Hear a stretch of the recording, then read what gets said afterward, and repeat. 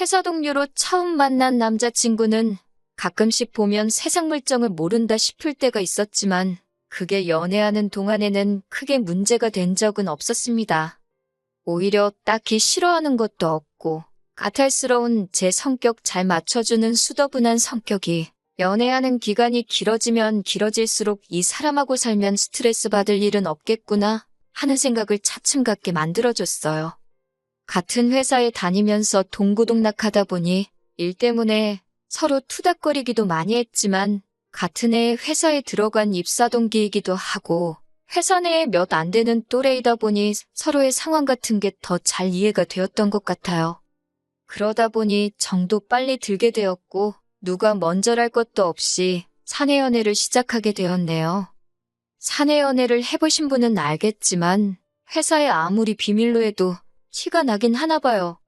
다른 직원들은 저희가 연애하고 있다는 사실을 다 알고 있던 것 같은데 저희는 그걸 감쪽같이 속이고 연애를 하고 있었다고 생각했습니다. 아무튼 연애하면서 크게 다투지도 않고 서로의 고충도 그 누구보다 잘 이해해줄 수 있는 상황이다 보니 그렇게 쭉 별 탈 없이 연애를 계속해왔습니다. 나중에 가서는 회사 사람들이 다 알고 있다는 걸 깨닫고 공개 연애로 전환을 하게 되었어요. 회사 내 공식 커플이 되다 보니 결혼 언제 하느냐는 이야기도 자주 듣게 되었고 아무래도 응원도 자주 받고 사람들의 관심을 받으니 조금 부담이 되기는 했습니다. 저나 남자친구나 본가는 따로 있고 집에서 나와 자취를 하고 있었는데 연애 기간이 길어지다 보니 자취방 계약도 새로 갱신을 몇 번 해야 했고 그럴 때마다 새로운 거처를 찾을 때 회사랑 얼마나 가까운가 위치도 중요한 게 여겼지만 한편으로 서로의 자취방에서 얼마나 가까운지도 계산해가면서 새로 방을 구해왔어요. 그러다 보니 서로 점점 사는 곳이 가까워졌습니다. 회사에서도 매일 보는 사이긴 하지만 퇴근길까지 같아지다 보니 문득 그런 생각이 들더라고요. 어차피 이렇게 오래 만나왔는데 차라리 결혼을 하는 게 맞지 않나? 싶었습니다. 퇴근하면 남자친구가 항상 같이 지하철을 타고 저를 집 앞까지 바래다 줬었거든요. 남자친구는 저를 집까지 바래다 주고 집까지는 걸어서 돌아갔습니다. 퇴근길 방향이 같은 방향이기는 했지만 동네가 달랐기 때문에 집까지 걸어서 30분을 더 걸어가야 했어요. 언젠가부터 서로 일하느라 피곤해서 지쳐있는데 굳이 이렇게 할 필요가 있나 싶더라고요. 차라리 결혼을 해서 둘이 같이 살면 여러모로 출퇴근도 같이 하게 될 테고 한 집에 사니까 빙 돌아서 집에 갈 필요도 없고 집도 월세로 제 방, 남자친구 방에서 어떻게 보면 2배로 내고 있는 상황이나 마찬가지인데 그럴 바에 대출 2, 3억 받아서 신혼집 구해 이자 내는 거나 방 2개 월세 내고 사는 거나 별반 차이가 없을 것 같았고 여러모로 서로한테 이득이 되는 거 아닌가 하는 생각이 들었습니다. 따로 청혼을 받은 건 아니지만 제가 그렇게 낭만적인 것 찾고 그러는 성격도 아니다 보니 그런 형식적인 건 생략했어요. 분위기 좋은 데서 촛불 몇 개 켜놓고 명품 반지에 명품 가방 선물 받으며 프로포즈 받는 그런 뻔한 청혼을 받을 바에야 차라리 그 돈으로 서로를 훌륭하게 키워준 양가 부모님들께 선물 같은 걸 드리는 게 맞지 않나 싶었거든요. 그래서 그때부터 결혼 준비를 위해 서로의 상황을 오픈하게 되었습니다. 서로 월급이야 같은 회사 다니고 있고 입사 동기이다 보니 누구보다 서로가 얼마나 버는지에 대해선 잘 알고 있었어요. 그런데 각자 모아놓은 돈에 대해 이야기를 하는데 남자친구가 모아놓은 돈이 월급에 비해 너무 적었습니다. 데이트할 때도 비용은 번갈아 가면서 내고 자취하는 곳도 서로 비슷한 곳에 한 푼이라도 싼 곳을 찾아서 구해 살고 있었어요. 데이트할 때나 필요한 걸 살 때나 이것저것 가격 비교하면서 합리적인 소비를 하는 사람이었고 알뜰살뜰한 면모 또한 결혼 상대로 생각하기에 좋은 장점을 가지고 있는 사람이라고 생각했습니다. 거기에 퇴근 후에도 저를 항상 집까지 바래다 주던 사람이기에 어디 쓸데없는데 돈 쓰러 다니는 사람이 아닌 것 또한 알고 있었고요. 그런데 입사 4년차가 된 우린데 1년치 연봉만도 심지어 갓 입사했을 때 1년치 초봉만도 못한 금액을 모아놓은 돈이랍시고 보여주고 있으니 저는 처음에 이 사람이 나를 놀래켜주려고 장난을 하는 건가 싶었습니다. 그런데 제가 심각하게 나오는데도 별 해명도 못하고 쩔쩔매고 있는 걸 보니 무언가 사연이 있어도 있구나 하는 안 좋은 예감이 들더라고요. 남자친구를 닥달해서 무슨 일인가 자초지종을 캐봤습니다. 도무지 입을 열지 못하다가 결국 자초지종을 실토하더라고요. 남자친구는 혼자서 자취생활을 하면서 부모님 아파트 대출금을 갚아드리는 걸로 모자라 생활비까지 보태주고 있었던 겁니다. 이미 거기서 월급의 절반이 날아가 버리니 혼자 생활비에 이것저것 하고 나면 남는 것도 없었던 거고요. 오히려 용케 그만큼이나 모았다 싶을 정도다 싶었어요. 남자친구 손에 남는 게 거의 없던 거예요. 제가 알기로 남자친구가 외아들도 아니고 다른 형제들이 있는데 다른 형제들도 부모님한테 생활비며 대출금이며 이렇게 갚아주고 있느냐 물어보니 다른 형제들은 자기 버는 만큼 벌지 못해서 혼자서만 하고 있다고 합니다. 사람이 착해 빠진 건지 멍청한 건지 자기가 월급의 반을 부모님한테 갖다 바쳐도 다른 형제들 버는 돈하고 비슷하니 그게 공평하다는 거예요. 자식된 도리로 부모님 도와주는 거 당연하다고 생각하지만 남자친구의 경우에는 그 정도가 너무 심하다 싶었습니다. 그리고 부모님 봉양을 혼자 하고 있는 거나 마찬가지인데 그게 공평하다고 생각하다니. 솔직히 호구도 이런 호구가 또 있을까 싶었어요. 부모님도 심지어 남자친구의 형제들마저도 남자친구를 등쳐먹고 있는 거잖아요. 그걸 바보같이 지 혼자만 모르고 있는 거고요. 남의 집 기둥은 뽑아오는 거 아니라는데 제가 결혼까지 생각하고 3년 가까이 연애를 해온 내 남자친구가 바로 소문으로만 듣던 남의 집 기둥이라는 사실에 정신이 다 아찔해지더라고요. 남자친구한테 솔직하게 말했습니다. 당신은 참 좋은 사람이고 그 모습에 결혼까지 생각했지만 가족을 책임져야 하는 상황이라면 결혼에 대해서 다시 생각해봐야겠다고요. 남자친구도 자기가 처한 상황이 무언지 알고는 있는지 제 말에 대답을 이어가지 못하더군요. 연애를 시작했을 때 결혼을 전제로 시작한 건 아니었지만 그래도 미리 알려주지 않았다는 게 원망스럽기까지 하더라고요. 그렇게 한참 서로 아무 말 없이 있다가 남자친구가 무거운 입을 열었습니다. 앞으로 결혼하게 되면 부모님 집 대출금을 내주는 건 그만하겠다고요. 그리고 저한테 경제권을 넘겨준다고 하더라고요. 하지만 돈 관리를 전적으로 저에게 맡기는 대신에 부모님께 생활비까진 아니어도 어느 정도 용돈을 챙겨줬으면 싶다는 겁니다. 그 액수는 그때그때 저한테 허락을 받거나 합의하는 선에서 말이지요. 이때까지만 해도 남자친구가 정말 큰 결심을 했다고 생각했고 믿어도 되겠다는 생각을 했습니다. 당장 차이나는 돈 얼마 정도는 크게 신경 쓰지 않아도 되겠다는 생각을 했어요. 어차피 남자친구가 제가 모아놓은 돈만큼 돈을 모아놓았다 하더라도 결국 신혼집을 구할 때 대출은 선택이 아닌 필수나 마찬가지인 상황이었으니 말입니다.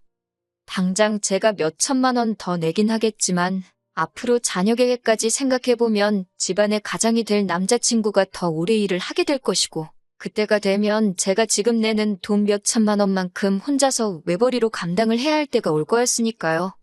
일단 남자친구를 저희 부모님에게 먼저 소개를 시켰습니다.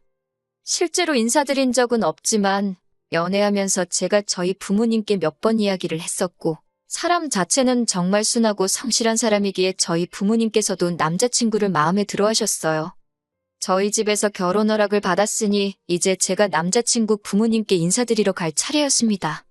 그런데 남자친구가 이런 이유, 저런 이유를 대면서 인사시키는 나를 미루려고 하더라고요. 쇳불도 당김에 빼랬다고 그걸 밀어서 뭐 하겠냐고 남자친구를 닥달해 억지로 자리를 만들었습니다. 남자친구가 부모님께 저를 소개를 안 시켜주려고 하길래 저는 혹시 남자친구 부모님이 저를 마음에 안 들어 하시나 하는 생각을 했습니다. 그런데 인사드리러 처음 만난 자리에서 저를 엄청 반겨주시고 잘해주셨어요. 아들한테 말로만 들었다면서 정말 꼭 보고 싶었다고 하시면서 말입니다. 자리 분위기가 그렇게 좋았는데 유독 남자친구만 좌불안석 안절부절하고 있었습니다. 긴장이 될 수도 있겠다 싶었는데 그게 아니더라고요. 이야기를 나누다가 생활비 이야기가 나왔습니다. 결혼하고도 아들이 내주던 대출금도 내주고 생활비까지 주겠다니 요즘 저 같은 며느리 보는 운 좋은 시부모는 당신들밖에 없을 거라고 하시는 거예요. 남자친구와 이야기했던 앞으로의 계획을 전혀 모르는 눈치인 걸 보니 그때 딱 깨달았습니다. 남자친구가 부모님께 인사시키는 걸 미루던 진짜 이유를 말이지요. 어떻게 이야기를 꺼내야 할지 모르겠으니 아예 말조차 꺼내지 않았던 거예요. 그래서 제가 대신 입을 열었습니다. 그건 남자친구가 말씀을 아직 안 드린 것 같은데 결혼 후에는 저희도 신혼집을 구하면서 대출금이 생기고 경제적으로 빠듯해지기 때문에 불가능하게 될 것 같다고요. 그 말이 끝나기가 무섭게 남자친구 어머니의 표정이 싹 바뀌더라고요. 그거에 대해선 들은 바가 없다며 아까까지는 저를 무슨 세계 최고의 며느리라고 생각하던 사람이 이제는 당신 아들 경제권 뺏어가서 권력을 휘두르며 부모 자식 사이 이간질하려는 천하의 나쁜 사람 대우를 하시더라고요. 지금 저희 둘벌이의 신혼집 구해서 들어가고 할비 내고 하면 지금처럼 살 수는 있겠지만 회사에서 힘들게 돈 벌어 내가 번 돈은 공동재산이 되고 남자친구가 번 돈은 당신들 생활비로 다 들어가게 되는데 그건 아니지 않느냐고 솔직하게 말했습니다. 그 말에 네가 무슨 권리로 우리 아들이 버는 돈을 관리를 하려고 드느냐. 욕 한마디 안 하셨지만 말 한마디 한마디에 가시가 있는 게 느껴졌어요. 부모님이니까 자식 앞으로의 미래가 행복한 게 더 좋으시지 않느냐. 대충 계산해봐도 여태까지 드린 게 5, 6천만 원은 된다. 그 정도면 자식 된 돌이 충분히 했고 앞으로 여태 보내드렸던 만큼은 아니지만 용돈도 드리기로 했지만 도통 들으시질 않더라고요. 언성이 높아지기 시작하니까 옆에서 꼼짝 못하고 있던 남자친구가 자기한테 좋은 해결법이 있다고 어이없는 소리를 하더라고요.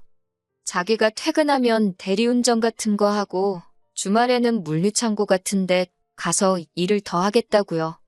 그렇게 돈을 더 벌면 그 돈으로 대출금을 갚아드리겠다는 겁니다. 아직 내 집도 없는데 투자까지 뛰면서까지 자기 부모 대출금의 생활비를 내주겠다는 게 말이나 되는 일인가 싶었습니다. 그렇다고 형제가 셋인데 그거 다 갚아주고 물려받을 일이 있는 것도 아니고요. 그건 또 무슨 소리냐고 한마디 걸고 넘어졌더니 남자친구 어머니가 당신 아들이 알아서 더 벌어가지고 준다는데 그것도 못하게 하느냐고 저보고 마누라 될 사람이 그 정도 이해심도 없어서 어디다 쓰겠냐고 얼굴에 철판 깔고 나오더군요. 더 길게 생각할 필요도 없겠더라고요. 어리숙한 건 알고 있었지만 부모님 눈치 본다고 해야 할 말도 못하는 남자친구는 더 이상 제 눈에 좋은 신랑감으로 보이지 않았습니다. 생활비 내주고 대출까지 갚아주는 집안의 기둥인 효자 아들이 결혼해서 가정을 꾸린다고 해서 부모들한테 진심으로 축하받을 것 같지도 않았어요. 오히려 당신들 당연히 받을 돈 뺏어간다고 싫어하지는 않으면 다행이라는 생각이 들었고요. 남자친구도 자기 인생, 자기 건강 갈아 넣으면서까지 돈을 더 벌어다가 부모한테 갖다 바치겠다는데 제가 뭐가 아쉬워서 남자친구를 오래 알고 지낸 거지 따지고 보면 그날 처음 본 알지도 모르는 사람들한테 시작부터 끝까지 미움을 받아야 하는지도 모르겠더라고요. 그리고 퇴근 후에 투잡 뛰고 주말에는 아르바이트해서 돈을 더 벌 거면 저랑 결혼은 왜 하나요? 그냥 관상용 열대어를 한 마리 키우고 말지. 일주일에 7일 밤낮 없이 일하는 남편이면 솔직히 없는 거나 마찬가지잖아요. 그래서 그냥 자리에서 일어났습니다. 남의 집 기둥 뽑아오는 거 아니라는 말이 괜히 있는 말이 아닌 것 같다고 결혼 이야기 뒤집어버리는 것도 뒤집어버린 거지만 남자친구한테도 이만 헤어지자고 말했어요. 평생 그렇게 가족들 지갑 노릇이나 하라고요. 그렇게 사는 게 좋다는데 내가 스트레스 받아가면서까지 못하게 말릴 필요가 없다고 말하고 자리에서 일어났습니다. 같은 회사를 다니다 보니 보기 싫어도 마주쳐야 해서 불편했는데 남자친구의 마지막 책임감인지 저에 대한 죄책감 때문인지는 몰라도 이직한다고 말하고 그 후에 회사를 그만두었습니다.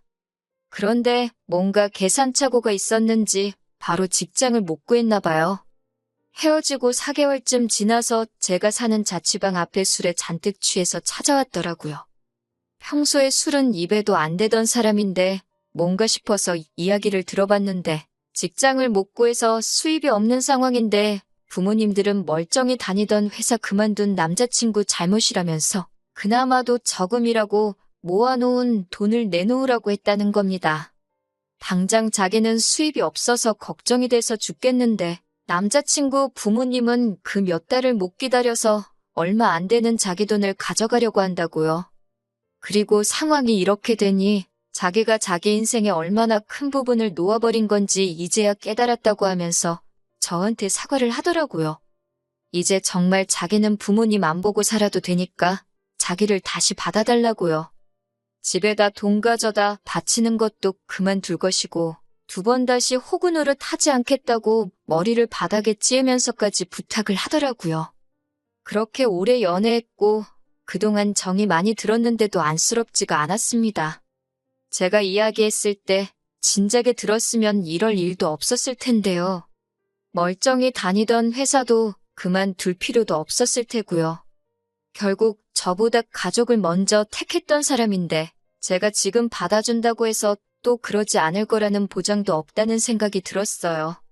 그래서 안타깝지만 나는 너랑 다시 시작할 생각이 없다. 그리고 술 먹고 이렇게 찾아오는 것도 싫고 우리는 이미 끝난 거니까 2번 다시 찾아오지 말라고 했습니다. 내가 뭐라고 당신하고 당신 부모님, 부모 자식 간의 천륜을 끊어낼 수 있겠냐고 믿는 도끼에 발등 찍히는 것도 딱 한 번이라고 했고 넌 벌써 그 기회를 날려먹었다고 했어요. 그 뒤로 한동안은 연락도 소식도 모르고 지냈습니다. 회사에서 남자친구와 친하게 지내던 직원이 남자친구 소식을 들었다며 저한테 말해줬어요. 고향에 돌아가서 그쪽에서 일자리 찾으러 다니면서 아르바이트 하고 있다고 하더라고요. 아르바이트는 왜 하고 있는지 안 봐도 딱 알겠더라고요. 불쌍하긴 하지만 한편으로는 남자친구를 다시 안 받아주길 잘했다는 생각이 듭니다. 결국에는 가족을 놓지 못해서 안정적인 새로운 직장을 찾는 게 아니라 부모님 당장 생활비랑 대출금 내주기 위해서 고향으로 돌아간 모습을 보면 아직 정신 덜 차린 것 같네요. 그동안 만나온 정에 휩쓸려 받아줬더라면 결국엔 또 어떤 방식으로든 자기 가족들 먹여 살리겠다고 투잡을 뛰겠다느니 내 돈을 빌려서 쓰겠다느니 분명 무슨 일이 있어도 있었을 거예요. 비록 이렇게 완전히 끝나버리게 되었지만 아무쪼록 언젠간 정신 차리고 이용만 당하고 있다는 걸 깨달았으면 좋겠네요. 키워준 은혜, 당연히 헤아릴 수 없을 만큼 커다란 것이겠지만 자기 인생까지 갈아서 갚아야 할 정도로 가스라이팅을 당한 모습을 보니 그냥 한편으로는 안쓰럽기도 한 것 같아요. 뭐 저랑은 이제 헤어졌으니 제가 더 이상 신경 쓸 일은 아니지만요. 정신 차리면 그만둘 것이고 정신 못 차리면 앞으로도 저렇게 살아가겠죠.